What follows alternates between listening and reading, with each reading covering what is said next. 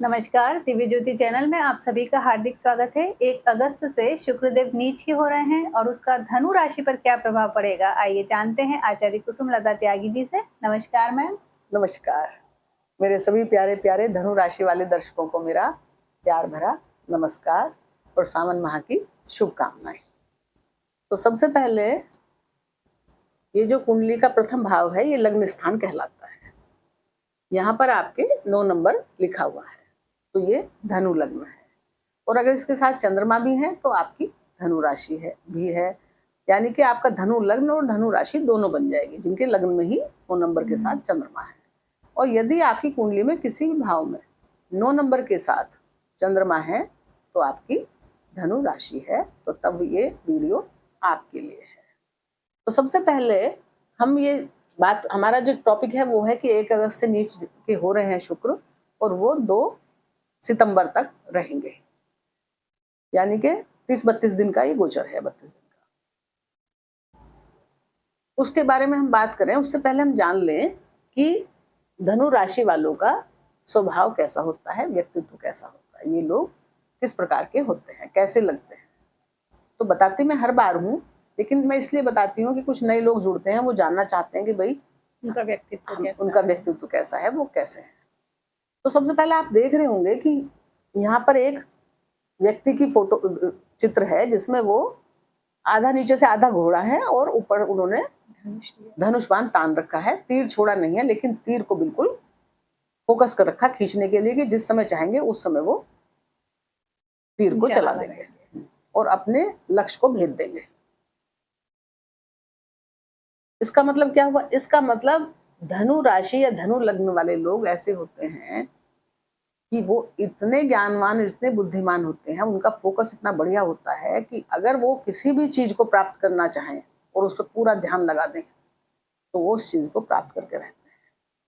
यानी कि कोई भी पढ़ाई लिखाई, कोई कंपटीशन, अगर उनके मन में ये इच्छा जागृत हो गई कि मुझे ये काम करना है और उन्होंने अपना तीर कमान पे चढ़ा लिया, तो उनके लक्ष्य भेदने से कोई भी उन्हें रोक नहीं सकता, फिर वो लक्ष्य भेद के ही हटते हैं। इस तरह के ये समझदार और निशाना कब लगाना है, कैसे लगाना है, कहाँ लगाना है, इनको बहुत बुद्धिमान होते हैं, बहुत दिमाग तेज होता है। इनका मुकाबला कोई कर नहीं सकता जल्दी से। बेमतलब में तीर नहीं चलाते फिरते, ये देखो ना, तीर कस के चढ़ा रखा है लेकिन छोड़ा नहीं है। ऐसा नहीं है कि जरूरत है नहीं है अपना तीर वेस्ट करेंगे, तीर वेस्ट नहीं करते। तीर ये जब भी चलाते हैं जब इनको कोई लक्ष्य भेदना होता है। देवगुरु बृहस्पति की ये राशि है, मूल त्रिकोण राशि है, अग्नि तत्व की राशि है। और ऐसे लोग, देवगुरु क्या है? ज्ञान है, सम्मान है, विद्या है। तो ऐसे लोग बहुत पढ़े लिखे, बहुत ज्ञानवान, बहुत समझदार और नैतिक कार्यों से जुड़े हुए, मतलब सही। गुरु क्या है? गलत कार्यों को तो कहते ही नहीं है कभी करने के लिए। तो ये लोग जो काम करते हैं अच्छे करते हैं। सम्मान की राशि है, ऐसे अच्छे अच्छे पदों पर ये चले जाते हैं कि इनको जीवन में बहुत सम्मान प्राप्त होता है। सम्मान की 9 नंबर गुरु क्या है? सम्मान है, धन है। धन के भी इनके जीवन में गुरु कृपा से धन मिलता है। गुरु बहुत चीजों का कारक है। धार्मिक होते हैं, दूसरों के लिए बहुत कुछ करने के लिए तैयार रहते हैं, क्योंकि गुरु क्या है? समाज के लिए बहुत कुछ करते हैं। तो उनकी राशि वाले लोगों में वही गुण उनके पाए जाते हैं गुरु के, कि वो समाज के लिए बहुत अच्छा करना चाहते हैं। और ऐसे लोग, इनके अंदर ज्ञान बहुत होता है और सलाह बहुत अच्छी देते हैं। अगर कोई भी आपका गुरु ये धनु लग्न का या धनु राशि का मित्र है तो आप उसको अपने जीवन में संभाल के रखें। कभी भी आपको वो गलत सलाह नहीं देगा। अगर आपको सलाह लेनी है, वो कभी आपका काम नहीं बिगड़वाएगा, वो सलाह देगा बहुत अच्छी। क्योंकि गुरु कभी भी किसी का नुकसान के लिए गलत राय सलाह देते नहीं है। तो इस तरह के ये लोग बहुत सुंदर, स्मार्ट, क्योंकि गुरु गुरुत्व का प्रतीक है, जहां बैठे तो प्रभावशाली व्यक्तित्व होता है। तो इन लोगों का व्यक्तित्व बहुत प्रभावशाली होता है। सम्मानित व्यक्ति समाज में होते हैं, धनवान होते हैं, पढ़े लिखे होते हैं। और अगर कोई जैसे पुराने जमाने के लोग हैं, ज्यादा पढ़ाई नहीं भी कर पाए, एजुकेशन किताब नहीं भी पढ़ पाए, लेकिन ज्ञानी होते हैं, तजुर्बेकार होते हैं, बहुत अनुभवी होते हैं, उनकी सलाह काम करने वाली होती है। तो इस तरह के ये लोग धनु राशि वाले होते हैं। थोड़े क्रोधी होते हैं क्योंकि अग्नि तत्व की राशि है, गुस्सा इनको आ जाता है, पर बेफिजूल में गुस्सा नहीं करते हैं। अब हमारा टॉपिक था कि 1 अगस्त से जब शुक्र नीच के हो रहे हैं इनकी कुंडली में, तो उनका प्रभाव कैसा रहेगा। तो शुक्र नीच के होने से पहले हम बताएं कि शुक्र है क्या, शुक्र करते क्या है। शुक्र सौंदर्य है, शुक्र आकर्षण है, शुक्र त्वचा की सुंदरता है, शुक्र जो है वो लग्जरी है, कंफर्ट है, मतलब जितने भी भोग, शुक्र भोग विलास है, शुक्र प्रेम है, प्यार है, शुक्र रिलेशन है, शुक्र पत्नी है, शुक्र से ही विवाह होते हैं, शुक्र के वजह से ही बच्चे पैदा होते हैं। तो शुक्र जीवन में शुक्र धन है। अगर शुक्र किसी का बहुत कमजोर है तो बहुत सारी चीजों पे बहुत प्रभाव कमजोर हो जाता है। तो शुक्र हमारे जीवन में आकर्षण बढ़ाने के लिए, शुक्र एक तरह की मतलब खास ब्रांड है। शुक्र का क्या है कि शुक्र चाहे थोड़ी चीजें उसके पास होंगी, शुक्र वाले लोगों के पास, वो लेकिन बढ़िया होंगी। जो उनका कलेक्शन होता है वो बहुत बढ़िया होता है। वो मार्केट में कपड़े भी खरीदने जाएंगे, चाहे 2 शर्ट लेकर आएंगे, लेकिन दोनों ही बहुत बढ़िया होंगे। ऐसे नहीं लेकर आए कि भाई कुछ भी ले आए। तो वो एक शुक्र ऐसी चीज है कि वो मतलब एक ब्रांड है, एक बहुत अच्छी जगह पे सोच के खर्च करना और लग्जरी चीजों पे खर्च करना और किसी भी चीज की सुंदरता को बढ़ाने के लिए खर्च करना। इनका घर भी बहुत सुंदर होते हैं, इनका रूम भी बहुत सुंदर होता है, इनकी हर चीज ये सुंदर और व्यवस्थित ये लोग रखते हैं। और शुक्र अब हो रहे हैं नीच के। तो नीच के होने से पहले हम बता दें कि शुक्र जब अच्छे से समझ में आएगा, जब आपको ये पता चलेगा कि शुक्र उच्च के कहाँ होते हैं और क्यों होते हैं। तो शुक्र उच्च के होते हैं मीन राशि में। ये देवगुरु की अंतिम राशि है मीन राशि। मीन राशि में ये उच्च के होते हैं। और ये राशि, मीन जो राशि है, वो कल्पनाओं की, भावनाओं की राशि है, जल तत्व की राशि है। ऐसे लोग बहुत काल्पनिक होते हैं, इनके अंदर भावनाएं बहुत उछल कूद करती रहती हैं। जैसे समुद्र में तरंगें नहीं उठती, लहरें उठती, ऐसे ही बहुत प्रेम प्यार की राशि है। बहुत अच्छे हृदय के लोग मीन राशि वाले होते हैं। और शुक्र भी प्रेम की राशि है।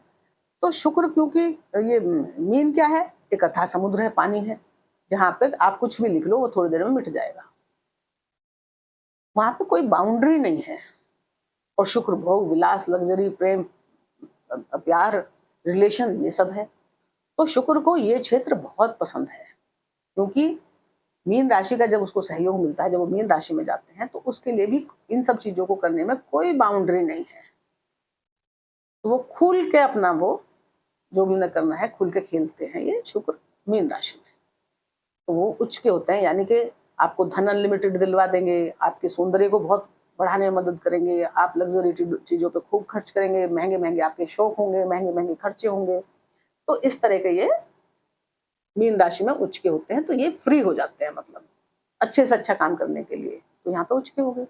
अब नीच के क्यों हुए कन्या राशि में? क्योंकि जहां ये कन्या राशि में नीच के होते, कन्या राशि किसकी राशि है? काल पुरुष में छठे भाव, जो रोग रिपु ऋण का घर है, उसकी राशि है। अब रोगों में शुक्र क्या करेंगे, शत्रुओं में शुक्र क्या करेंगे? वो तो प्रेम प्यार करने वाले हैं। ऋण को तो चलो एक बार को कर्जा उतरवा भी देंगे, लेकिन बाकी तो उनका माहौल, मतलब अब आप ये सोचो कि एक बहुत ही काबिल इंसान जो बहुत कुछ कर सकता है, और उसको आपने एक बंधन से में बांध दिया और ऐसी जगह बैठा दिया जहां जिसका उससे कोई लेना देना नहीं। तो वहां पे क्या करेगा भाई? दिमाग वाला आदमी है, अगर आप उसने सुबह से शाम आपने उसको लेबर की तरह तसला ढोने के लिए लगा दिया, भाई उसने तो जिंदगी में वो काम किया नहीं। वो बैठ के कंप्यूटर पर लाखों रुपए कमा देगा, लेकिन तसला ढोना, ईंटें ढोना, गारा ढोना तो उसके बस की नहीं है ना। तो वो क्या असहज महसूस करेगा ना वहां? वो क्या कर सकता है? वो नहीं कर सकता। तो ऐसे ही शुक्र के लिए ये क्षेत्र अनुकूल नहीं है थोड़ा, कन्या राशि का। कन्या राशि क्या है? कैलकुलेशन की राशि है, हिसाब किताब रखने वाले लोग हैं, एक लिमिट में काम करने वाले हैं कन्या राशि। परफेक्शन की राशि है ये। सेवा की राशि, छठा भाव किसका है? सेवा का। तो बहुत प्यारी राशि है कन्या राशि, सेवा करने वाली, और बहुत विनम्र राशि, विनम्रता इनके अंदर बहुत होती है। लेकिन ये बहुत समझदार राशि होती है कन्या राशि।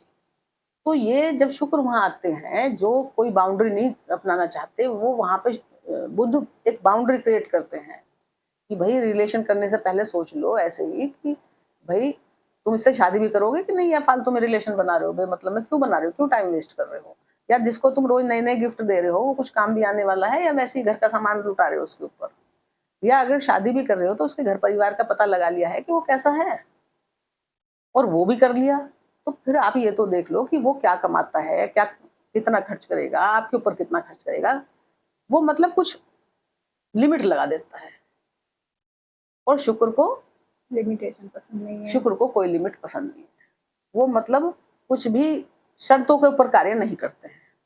उनका जो काम होते हैं वो विदाउट शर्त होता है, वो किसी काम में उनका शर्त नहीं लगाते। भाई प्रेम में कैसी शर्त, प्रेम में तो कोई शर्त होती नहीं है। शर्तों पे जो प्यार करता है उसको कहाँ अच्छा माना जाता है, तो उनको तो शर्त पसंद नहीं है। और कन्या राशि बोलती है कि सब चीजों का ध्यान रखो, तो वहां ये अनकंफर्टेबल हो जाते हैं, उतना अच्छा खुल के अपना काम नहीं कर पाते जितना ये कर सकते हैं। बस ये शुक्र नीच किए हुए हैं। नीच से मतलब ये नहीं है कि वो कुछ बहुत खराब हो गए, नीचतापूर्ण हरकतें करने लगे। भले ये नीच उच के बताया गया है, लेकिन नीचता कोई किसी की कुंडली में कितने भी ग्रह नीच के हो सकते हैं, बल्कि तो कलयुग है, यहाँ आजकल तो जितने नीच के ग्रह हो उतना अच्छा फल देते हैं। तो उससे बिल्कुल भी किसी भी राशि वालों को, केवल मैं धनु राशि वालों की बात नहीं कर रही, मैं सब राशि वालों को कह रही हूँ कि जो मैं उपाय शुक्र के बता रही हूँ वो कर ले, उससे डरने की घबराने की कोई जरूरत नहीं है। और शुक्र क्योंकि स्त्री ग्रह है और पति की कुंडली में ये पत्नी का शुक्र क्या है, उसकी पत्नी है, लक्ष्मी है, घर की लक्ष्मी है। तो वहां पे स्त्रियों से संबंधित अगर आपके कार्य क्षेत्र में स्त्रियां हैं तो उनसे थोड़ा संबंध ठीक रखें, पत्नी से संबंध थोड़ा ठीक रखें। घर परिवार में माँ है, बहन है, चाची है, ताई है, यानी कि स्त्री, चाहे वो घर में है, चाहे परिवार में है, चाहे आपके वर्क क्षेत्र में है, और चाहे आपकी वो प्रेमिका है, उनसे रिलेशन आप थोड़ा ठीक रखें। क्यों ठीक रखना पड़ रहा है? एक तो ये नीच के हैं, दूसरे इन पे मंगल की चौथी दृष्टि जा रही है। इस समय सभी राशियों पे मंगल देव की चौथी दृष्टि नीच के शुक्र पे जा रही है, शनि देव की सप्तम दृष्टि उन पे जा रही है।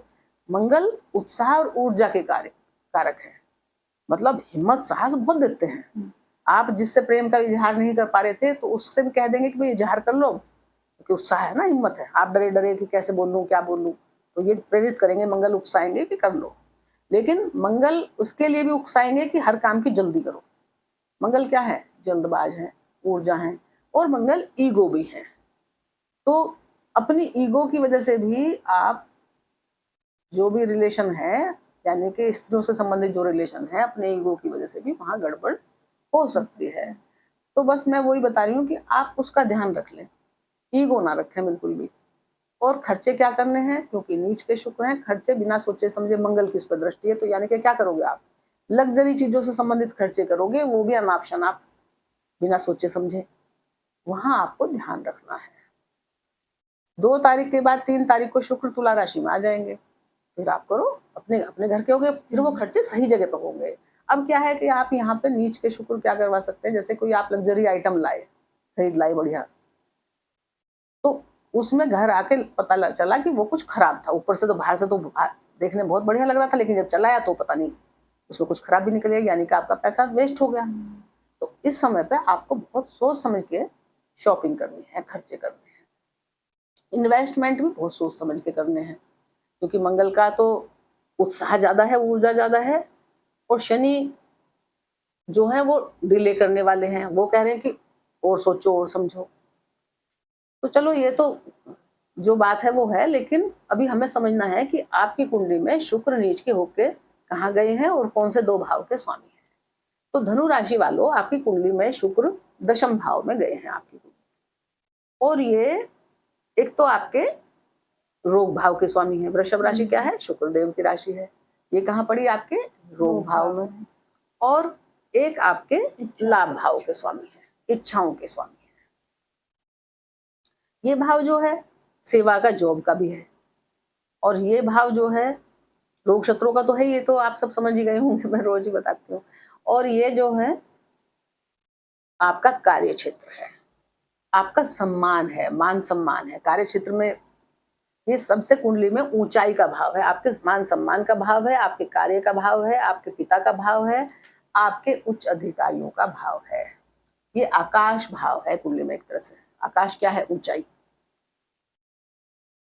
तो जब ये आपके रोगेश होकर कार्य भाव में जाएंगे, जॉब के भाव के स्वामी होकर कार्य भाव में जाएंगे, तो ऐसे समय पर आपकी इच्छा होगी कि मैं कोई जॉब चेंज कर लूं, मैं कार्य में चेंज कर लूं। तो अभी आपको जल्दी जल्दी नहीं करनी है, क्योंकि मंगल की उसमें चौथी दृष्टि है। आपको अभी जॉब चेंज करने से बचना है। अभी आपको उत्साह में आके फटाफट कुछ नहीं करना है। कन्या राशि है, मैंने बताया कन्या राशि क्या है, परफेक्शन की राशि है। इसको हर चीज परफेक्ट चाहिए। आपके दशम भाव में कौन सी बन रही है, कन्या राशि। ये नुक्ताचीनी करने में बहुत माहिर राशि है। हर चीज की कमियां निकाल के बाहर रखती है। जो किसी को कमी ना दिख रही हो वो इनको दिख जाती है। तो अब आप यहाँ पे क्या करेंगे कि भाई कार्य क्षेत्र में क्या क्या कमियां हैं, क्या गलतियां हैं, उन सबको सुधारने के लिए लग जाएंगे। तो उस पर आप बहुत पैसा खर्च कर सकते हैं नई टेक्निक के चक्कर में, उसके चक्कर में। वो ठीक भी है करना, जो जरूरी है, लेकिन लिमिट से बाहर नहीं करने हैं खर्चे। कई बार क्या होता है ना, कंट्रोल करते करते भी कंट्रोल नहीं होता। कन्या राशि में आपके शुक्र हैं, तो आप अगर लिख लिख के खर्चा करेंगे कि कहाँ कहाँ कितना हो गया, तो उससे आपको बहुत फायदा हो जाएगा। आप अपने खर्चे लिख लिख के करें। तो यहाँ पे वर्क क्षेत्र में तो उन्नति देंगे शुक्र। नीच के है तो कोई बात नहीं, क्योंकि ये लाभेश होके भी कार्य क्षेत्र में आपके आए हैं। और लाभ का और कर्म का संबंध होना, यानी कि आपस में कर्म और लाभ का संबंध एक अच्छा संबंध माना जाता है। चाहे कर्म का स्वामी लाभ में चला जाए, चाहे लाभ का स्वामी कर्म में आ जाए, तो अच्छी तालमेल है। तो लाभेश होके शुक्र दशम में आए हैं, लेकिन नीच की हो गए हैं। अब कार्य क्षेत्र से लाभ तो होगा, पर वो रुक रुक के होगा। मतलब जितनी जल्दी आप चाह रहे हो लाभ, उतनी जल्दी नहीं होगा। क्यों? उसका कारण क्या है कि शुक्र नीच के हैं। लाभ तो सब मिलेंगे, लेकिन थोड़ा वो देर करके मिलेंगे। दूसरा, आपकी जो राशि के स्वामी है ना गुरु, वो भी अष्टम में आ गए हैं। अष्टम भाव को कुंडली का अच्छा भाव नहीं माना जाता, लेकिन वो वहां उच्च के हैं और 12 साल बाद उच्च के आए हैं। लेकिन अभी 9 तारीख तक वो अस्त स्थिति में हैं, तो अभी आपको वो उनकी तरफ से हेल्प नहीं मिल सकती। आपको चिंता हो सकती है, तनाव हो सकता है, कार्य क्षेत्र में तनाव हो सकता है। और अपने जो वो है ना, आपके कुलीग हो या आपके उच्च अधिकारी बॉस हो, अगर वो स्त्री हैं तो उनकी वजह से तनाव हो सकता है। स्त्रियों किसी भी क्षेत्र में, चाहे व्यापार में, चाहे परिवार में, स्त्रियों की वजह से मन मुटाव, आर्ग्यूमेंट उनसे हो सकता है। उसमें आपको संभलना है। दूसरे, यहाँ से तनाव की स्थिति इसलिए भी हो रही है क्योंकि ये आपका सप्तम भाव है और ये बुध है स्वामी, और बुध के ही घर में शुक्र नीच के हुए हैं। मतलब ये भी बुध की राशि और कार्य क्षेत्र की भी, यानी कि 2 डिपार्टमेंट बुध के पास है। तो यहाँ आपको अपने दाम्पत्य जीवन को थोड़ा संभाल के रखना पड़ेगा जब तक शुक्र नीच के हैं। अगर आप पति हैं तो पत्नी के साथ ध्यान से रहना पड़ेगा, थोड़े दिन संभल बूझ के। हाँ, बातचीत करते रहें प्रेम से, पर आर्ग्यूमेंट ना करें। जिरह करने से बचेंगे तो अच्छा रहेगा, क्योंकि मंगल क्या है, ईगो है, आर्ग्यूमेंट करवा देते हैं बिना मतलब के। अच्छे खुशी के माहौल में भी ना आर्ग्यूमेंट से मामला बिगड़ जाता है। तो सप्तम भाव मंगल की चौथी दृष्टि यहाँ है, तो कार्य क्षेत्र में आपकी ऊर्जा बहुत बढ़ेगी। इतना आपकी हिम्मत और साहस जागेगा कि भाई मुझे ये भी करना है, ये भी करना है। ये अच्छी बात है, क्योंकि मंगल की चौथी दृष्टि कार्य के हिसाब से दशम भाव में वो कारक है। तो ये आपको बहुत साहस और हिम्मत दे रहे हैं और बहुत तकनीकी ज्ञान भी देंगे कि कहाँ कहाँ क्या कमी है। तो आप उन कामों को, कार्य क्षेत्र को बहुत अच्छे से कर पाएंगे अगर आपने थोड़ा सा खर्चे पर नियंत्रण रख लिया। और जो मैंने बताया कि स्त्रियों से, अगर आपके ऑफिस में, कार्य क्षेत्र में या व्यापार क्षेत्र में स्त्रियां हैं, क्योंकि शुक्र स्त्री का कारक है, वहां आपको संभल के रहना होगा। बाकी तो ये शुक्र दशम भाव में कोई खराब काम नहीं कर रहे, और गुरु भी 10 तारीख से 9 तारीख से उच्च के हैं। 9 दिन की बात है, 1 हफ्ता आप संभाल लो। 1 हफ्ते बाद अपने आप ही सब और भी ग्रह मदद करेंगे ना। फिर अभी कुछ ग्रह मदद नहीं कर पा रहे हैं। अब इनकी जो है तो लाभ इच्छाएं आपकी प्राप्त करने के लिए कहाँ है, कर्म है। यानी कि उनको प्राप्त करने के कार्य क्षेत्र में खर्चा करेंगे, लाभ कमाने के लिए, अपनी इच्छा पूर्ति करने के लिए। और वो जो खर्चा होगा वो चीजों को सुंदर बनाने पर ज्यादा होगा। जैसे ऑफिस की टेबल कुर्सियां खराब हो गई हैं, या वहां का एसी खराब हो गया है, या वहां का टीवी, मतलब जो भी वहां पे इस तरह की चीजें हैं उस पे आप एक क्षेत्र को और अच्छा सुंदर बनाना, अच्छा हाँ। अच्छा बनाने के लिए आप खर्चे करेंगे। बड़े भाई बहनों के ऊपर भी, मित्रों के ऊपर भी आप, मित्रों का घर है ना, तो वहां पे भी आप खर्चे कर सकते हैं। पत्नी के ऊपर भी खर्चे होंगे। तो अब शुक्र देवता की सप्तम दृष्टि कहाँ जा रही है? मीन राशि पर, चतुर्थ भाव पर, सुख के भाव पर। तो शुक्र देवता के पास एक ही दृष्टि है, और वो है उनकी मृत संजीवनी दृष्टि। शुक्र जहां बैठते हैं वहां भी बढ़िया करते हैं, शुक्र जहां देखते हैं वहां उससे भी बढ़िया करते हैं। शुक्र ग्रह बहुत शुभ, नैसर्गिक शुभ ग्रह माने जाते हैं कुंडली में। भले ये राक्षसों के गुरु हैं, लेकिन ये हम सब की कुंडली में बहुत अच्छा करते हैं। अब जब शुक्र देवता की दृष्टि आपके सुख भाव पर पड़ेगी, तो ये क्या है? सुखों का क्षेत्र है, घर है आपका, मानसिक शांति है, आपकी भौतिक शांति है, आपकी भूमि है, भवन है, वाहन है आपके। और यहाँ पे शुक्र की कौन सी पड़ रही है? उच्च दृष्टि। अब वो क्या करेंगे इन सब चीजों में कि लग्जरी बढ़ाने के लिए, यानी कि अपने घर को सुंदर बनाने के लिए, अपने वाहन को सुंदर बनाने के लिए, या वाहन अभी बहुत पुराना हो गया तो उसको चेंज करना चाहेंगे कि नया ले आए, उसके लिए, या अपनी माता का घर है या माता के लिए, ये, या कोई कुछ नया खरीदने के लिए खर्च करने की जल्दबाजी करेंगे, क्योंकि मंगल की जल्दी वाली दृष्टि उनके ऊपर है।